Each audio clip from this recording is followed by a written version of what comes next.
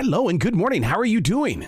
Hello, Ahmed here. Excellent. Dude, I got to tell you, you are in the right place at the right time. Baseball right now is on fire. Look at those Rays go.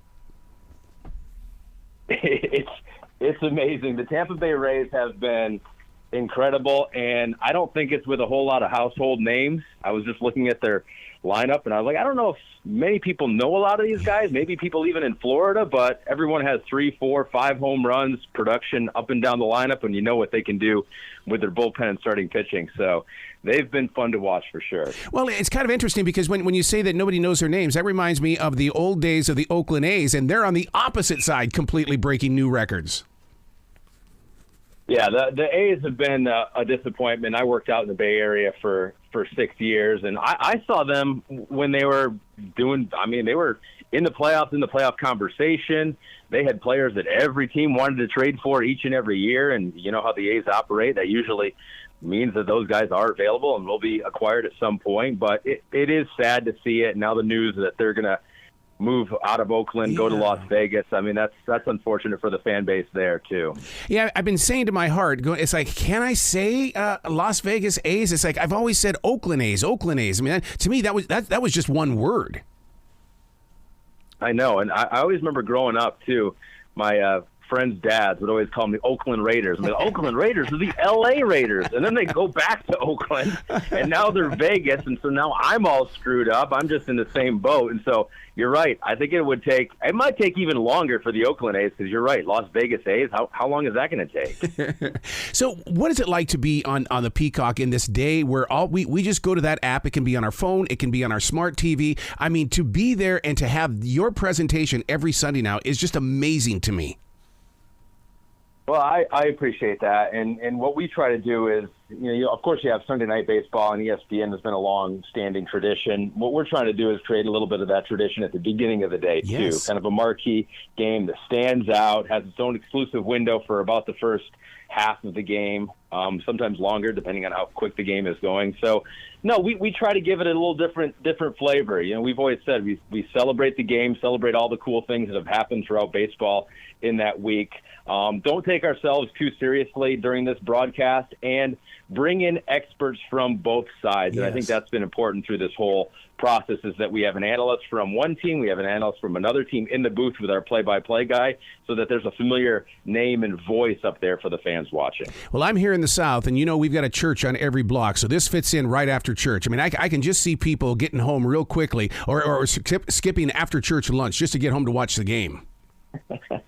Yeah. Don't skip any of your obligations. We don't encourage that. And so if you have to get in there a little, after first pitch, that's fine too. But we do see a lot of kids at the games, at the ballparks, and having 2 young kids of my own, they're up at 6, 7 o'clock, even on the weekends. They don't get this whole sleeping in thing. So I think for families with young kids, I think it's a perfect game. You can flip it on TV, or if you're going to the ballpark, the game's done by 2:30, 3 o'clock, and you're back home in time for dinner. This new time clock that's happening, as a broadcaster, I have to sit there and put my attention on the announcers, because part of my love for baseball, hearing the stories. This time clock is cutting into the edge of the stories that you guys always share. Yeah, that is true. But I think back at it, and this is really bringing the game back to what it was 30 years ago, too. So we've adjusted. I think the stories maybe have gotten longer because it was necessary. Mm-hmm. We had to fill a little more dead time in between each pitch and between each batter. But when you think of it, when Vin Scully came up, and arguably the greatest storyteller of any broadcaster of all time, and he came up in an environment where the games are going 2 hours, 2.5 hours, 2:45 if it was a long one. And he was a great storyteller, and so I'm sure he also expanded some of his stories and told them a little bit longer over the past year. So I think it's more of an adjustment period, and I think it was kind of a shock for a lot of the broadcasters out there. But I do think that we'll adjust, and we'll just take out a few of the ums and ahs, and know that we got to keep it concise to 15 to 20 seconds. Because we live in this generation now where people are still watching antenna TV as well as they're on the Peacock, I guess my deeper question is going to be, what you guys do on Sunday, is that just on the app, or are we getting that on full NBC?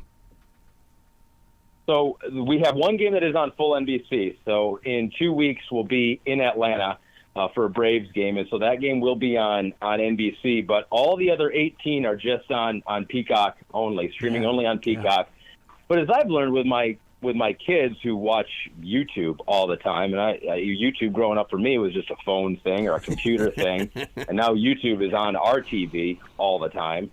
Arguably too much, if you ask me and my wife. But if you have a smart TV, I mean, really, there's no difference between just booting up the Peacock app and putting it on your TV or turning on your cable and flipping it to NBC. And so hopefully that is getting easier as we have more apps that are on the TV. So I think most people usually get up in the morning, throw the game on, keep it on in the background, which I think baseball is a great background sport, television product, and just go about their day. So hopefully the full TV experience is still there for people. With what you guys are doing with the pre- and post-game coverage, will you also be covering the personality of the park? Because people love traveling from baseball park to this baseball park to that baseball park. I love how a park has personality. We definitely do that, and that's basically my role in the game is to try to find some interesting spots of the park. I know at the Orioles, Utah Street out in the back and the warehouse building, we definitely ventured out there last year when we were in Baltimore. And so 100%, that's something we're going to do is focus on some of the specific things in the ballpark with being careful not to show something to the local fans that have already seen it a million times. Like, we're very cognizant of that. Like, just because I'm seeing it for the first time doesn't mean the viewer's seeing it for the first time. And so we got to be a little careful on that. But for sure, if there's a story of a person or something that makes this city and this ballpark special, we're going to try to tell that story. I love it. Dude, you got to come back to this show anytime in the future. The door is always going to be open for you. I appreciate that. I mean, we love the support, and we love getting that word out there about Peacock because we think we do a pretty good job, and we have a fun time doing it. So I appreciate that. Absolutely. Well, you be brilliant today, okay? All right. Thank you. You too.